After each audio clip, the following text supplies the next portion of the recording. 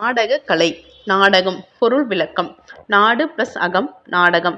நாட்டை அகத்துள் கொண்டது நாடகம். நாட்டின் கடந்த காலத்தையும் நிகழ்காலத்தையும் வருங்காலத்தையும் தன் அகத்தே காட்டுவதால் நாடகம் எனப் பெயர் பெற்றது. நாடகம் என்பது உலக நிகழ்ச்சிகளைக் காட்டும் கண்ணாடி என்பது முற்றிலும் பொருந்தும். கதையை, நிகழ்ச்சியை, உணர்வை நடித்துக் காட்டுவதும் கூத்தாக ஆடிக் காட்டுவதும் நாடகம் என்பர்.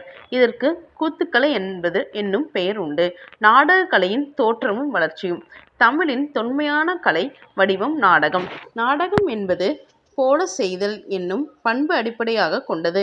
பிறர் செய்வதைப் போல தாமும் செய்து பார்க்க வேண்டும் என்ற மனித உணர்ச்சிதான் நாடகம் தோன்ற காரணம். மரப்பாவைக் கூத்து, பொம்மலாட்டம், தோல்பாவைக் கூத்து, நிழற்பாவைக் கூத்து என வளர்ச்சி அடைந்தது. இலக்கியங்களில் நாடகம்.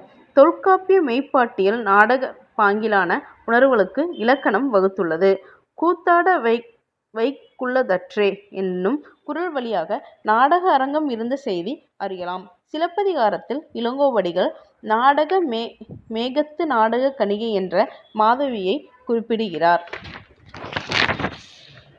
கூத்து.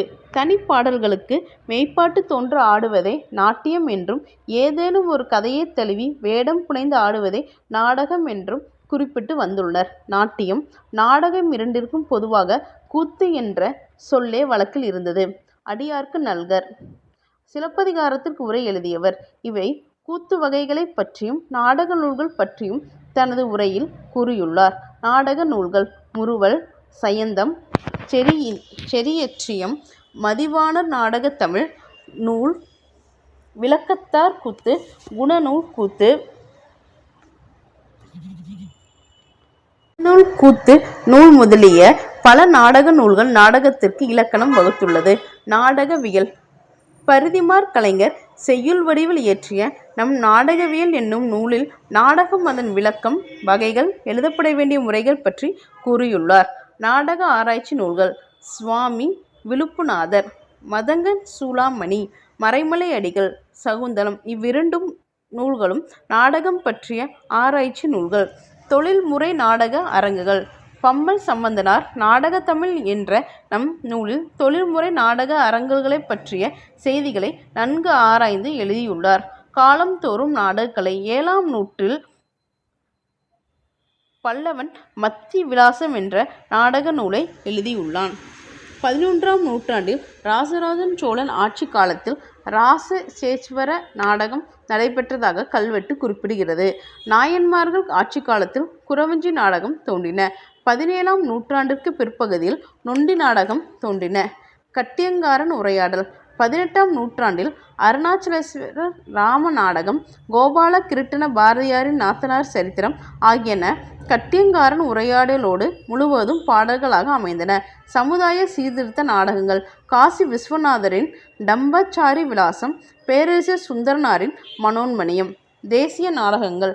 கதரின் வெற்றி நாடகம் தான் தமிழ்நாட்டில் முதலாக நடத்தப்பட்ட தேசிய சமுதாய நாடகம். இதனைத் தொடர்ந்து தேசிய கொடி, தேசபக்தி முதலிய நாடகங்கள் நடத்தப்பட்டன. சிறப்பிடம் பெற்றவர்கள். பரிதிமாற் கலைஞர் தமிழ் நாடக பேராசிரியர். சங்கரதாச சுவாமிகள் தமிழ் நாடக உலகின் இமயமலை, தமிழ் நாடக பேராசிரியர். பம்மல் சம்பந்தனார் தமிழ் நாடக தந்தை. கந்தசாமி தமிழ் நாடக மறுமலர்ச்சி தந்தை. கவிமணியின் கூற்று. நாடகசாலை நற்சாலைகளாக தோன்றுவித்தல் உண்டே நிகழ்ந்தது என்ற கவிமணியின் கூற்றுக்கேற்ப மக்களின் கண்ணை, செவியை, கருத்தை கவரும் வகையிலும் நாடகங்கள் கதையழகோடு கவிதை அழகையும் கொண்டு வாழ வைத்துப்படுத்தும் வகையிலும் அமைதல் வேண்டும். இலக்கண இலக்கியங்களின் நாடக குறிப்பு. தொல்காப்பியர் மெய்ப்பட்டியலில் நாடக உணர்வுக்கு இலக்கணம் வகுத்துள்ளார். எண்வகை மெய்ப்பாடுகளை கூறியுள்ளார். அவை நகை, அச்சம், அழுகை, பெருமிதம், இளிவரல், வெகுளி, மருட்கை, உவகை. மேலும் தொல்காப்பியம் நாடக வழக்கினையும் உலகியல் வழக்கினையும் குறிப்பிட்டுள்ளார். திருக்குறளில் இடம்பெறும் கூத்தாட்டு அவைக்குழாதற்றே என்னும் வரி வழியாக பழங்காலத்தில் நாடக அரங்கம் இருந்த செய்தியை அறியலாம். சிலப்பதிகாரத்தில் இளங்கோவடிகள் நாடகமேந்தும் நாடகக் கணிகை என்னும் மாதவியை குறிப்பிடுகிறார். சிலப்பதிகாரத்துக்கு உரை எழுதிய அடியார்க்கு நல்லார் கூத்து வகைகளை பற்றியும் நாடக நூல்கள் பற்றியும் தமது உரையில் குறிப்பிட்டுள்ளார்.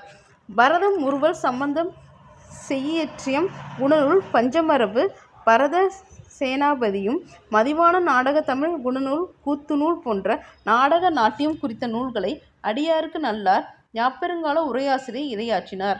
களவியலூரை ஆகியோர் குறிப்பிட்டுள்ளார். இசைக்கூத்து குறித்து அடியார்க்கு நல்லார் கூறுகின்றார். வேடந்தாங்கி நடிப்போர் பண்டு பெருநர் எனப்பட்டனர். விரல்பட ஆடும் பெண் கலைஞர்கள் விரலியர் எனப்பட்டனர். நாடக மேடை அமைப்பு 3 வகையான திரைசீலை மேடையில் அமைக்கப்படும்.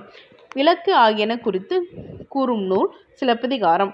நாடக அரங்கு அமைப்பு அளவுகோல். அரங்கம் 24 விரல் அளவில் இருந்தது. 7 கோல் அகலமும் 8 கோல் நீளமும் 1 கோல் உயரமும். உத்தர பலகைகளும் அரங்கின் பலகைகளும் இடையே 4 கால் இடைவெளி கொண்டதாகவும் 2 வாயிலை உடையதாகவும் அரங்கு அமைந்திருந்தது.